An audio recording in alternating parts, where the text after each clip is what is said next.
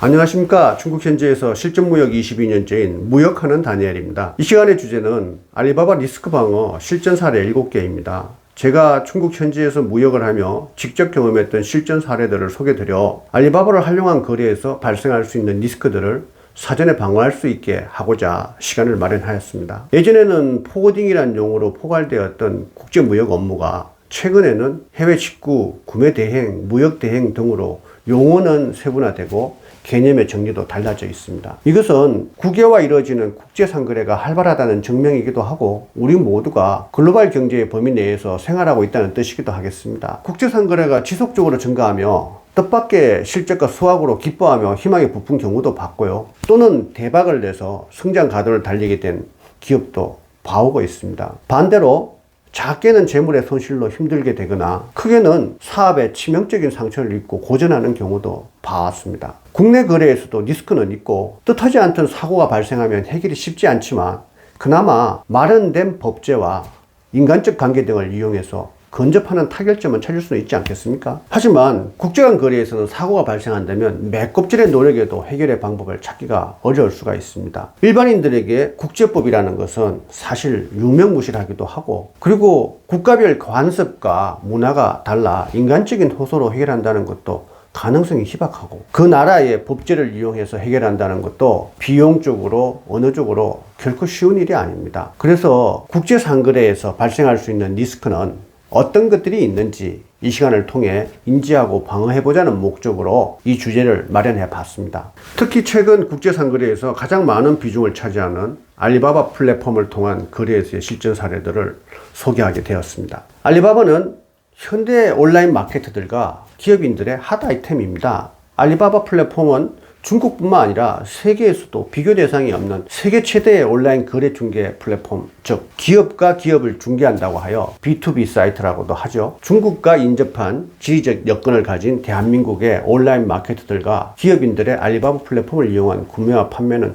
점차 증가하고 있으며 향후에도 지속적으로 확대될 수밖에 없을 것입니다. 온라인 마케터와 기업인이 아닌 일반인들 역시도 알리바바에 대해서는 들어도 보셨을 테고 현재 체험 중인 분들도 적지 않을 것이며 또 향후에라도 이용할 경우가 발생하게 될 것입니다. 알리바바를 활용해서 판매와 구매의 행위는 모두 활발하게 이루어지고 있습니다. 우선 이 시간에는 구매자의 초점에서의 알리바바 리스크 방어 실전 사례를 준비하여 보았고요. 판매자의 초점에서의 알리바바 거래 리스크는 또 많이 있지만 그것은 나중에 별도의 시간을 마련하여 보도록 하겠습니다. 그럼 본격적으로 실전 사례를 소개하기 전에 먼저 알리바바에 대한 간략한 소개와 용어 정리부터 해보겠습니다. 알리바바닷컴은 1999년 중국 대륙에서 중국인 마인에 의해 시작되었고 알리바바 그룹사의 많은 플랫폼 중 가장 먼저 시작된 플랫폼입니다. 중국의 제조사와 세계의 바이어를 연결시켜주는 초대형 B2B 사이트이죠. 알리바바 그룹은 불과 얼마 전까지 세계 최대의 온라인 기업이었던 아마존과 이베이마저도 초월해서 현재는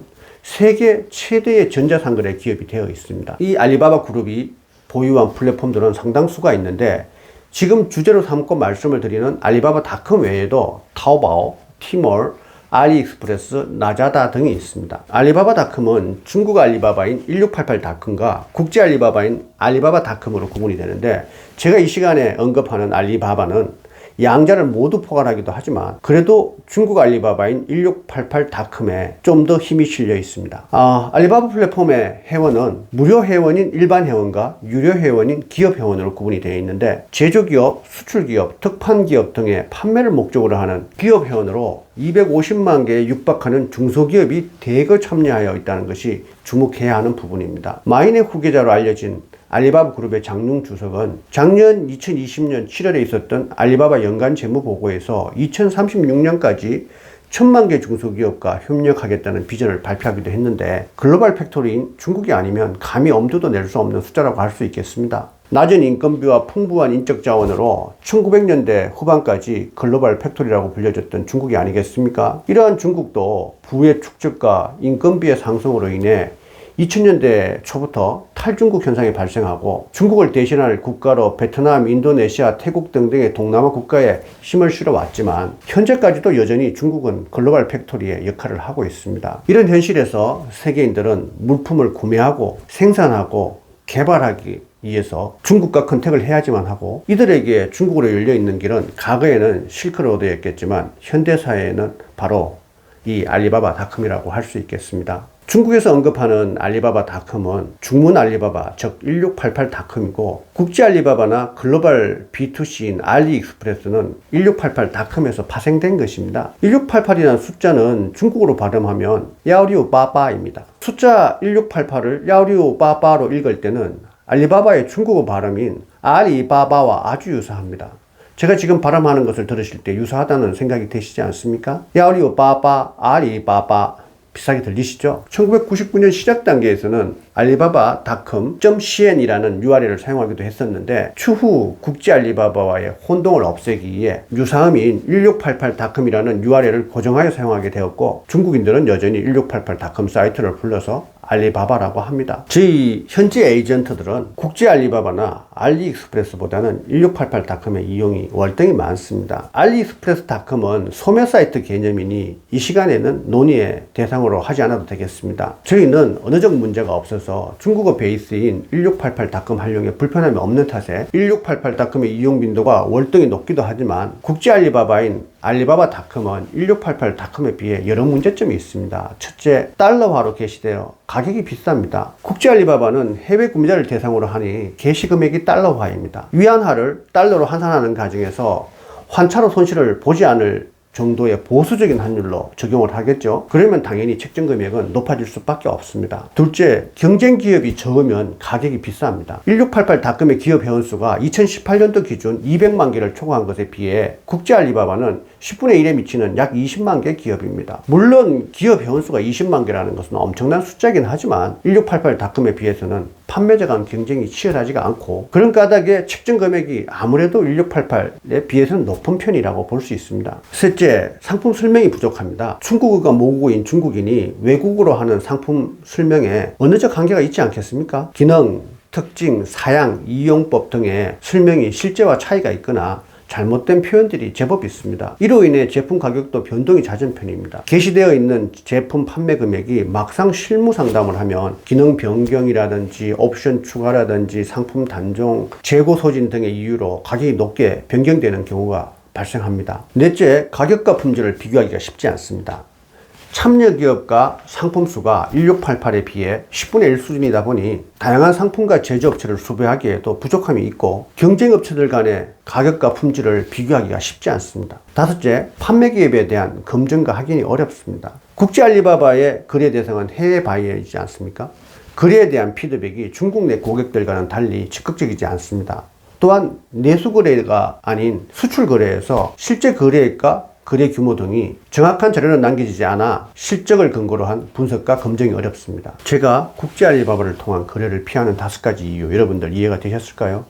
양질의 품질과 경쟁력 있는 금액으로 물품을 확보한다는 것은 사업 성패의 척도라고 할 수 있지 않겠습니까? 금액은 높고 품질 비교도 어렵고 공급업체의 검증도 쉽지 않다면 국제 알리바바의 활용을 꺼리게 될 수밖에 없습니다. 제가 국제 알리바바의 단점만 거론했지만 물론 장점도 있습니다. 무려 17개나 되는 방대한 언어를 지원한다는 것과 1688의 가입 기업들보다는 자본력이 강할 것이라는 것이 국제 알리바바의 장점이라고 할 수 있는데, 판단의 근거는 1688.com에 비해 약 5배가 높은 알리바바 연간 회비 때문입니다. 중문 알리바바인 1688.com의 기업 연회비는 매년 6,688위안인데 하나로 환산하면 약 115만 원입니다. 그런데 국제 알리바바인 알리바바.com의 연회비는 그보다 훨씬 높은 29,800위안으로 하나로 환산하면 약 500만 원입니다. 이 알리바바 사이트를 통한 매출을 기약할 수 없음에도 매년 500만 원의 연회비를 납부할 수 있다는 것은 가입 기업의 규모성을 짐작할 수 있게 합니다. 그중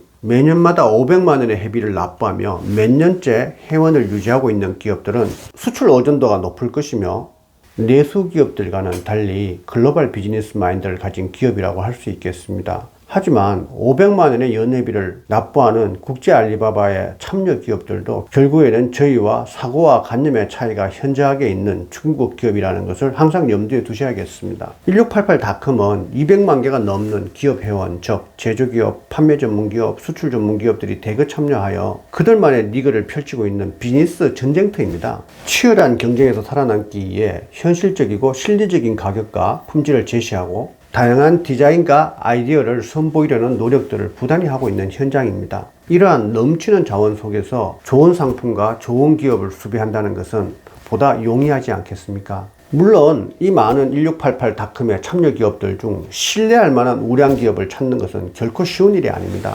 심지어 최근에는 제조기업이 아님에도 제조기업으로 소개하고 있어 실제 판매기업인지 실제 제조기업인지도 구분하기 힘들며 그 기업의 성실도 신뢰도 기술력 등을 확인하는 과정이 난이도가 점점 높아지고 있습니다. 신뢰도와 기술력이 있으면서 가격 경쟁력마저 보유한 기업을 수비하는 것은 저희 에이전트들의 큰 미션입니다. 오랜 경험으로 배양된 안목과 노력의 투입으로 해결할 수 있겠지만 그것만으로 완전하지는 않고 남다른 노하우와 노력이 많이 추가가 되어야겠죠. 오랜 경험과 안목을 가지고서도 예기치 못한 문제에 부딪혀 힘들게 되는 경우도 적지 않았습니다. 소개드리는 알리바바 리스크 방어를 위한 실전 사례도 바로 그러한 사례들입니다. 이런 사례들은 여러분들의 알리바바 거래에서도 얼마든지 발생할 수 있는 리스크들이라 여겨 소개드리게 된 것이니 여러분들의 중국 비즈니스에 도움이 되셨으면 합니다. 서론이 너무 길었습니다. 그럼 지금부터 본격적으로 알리바바 리스크 방어 실전 사례 7개 중 첫 번째 사례를 소개해 보겠습니다.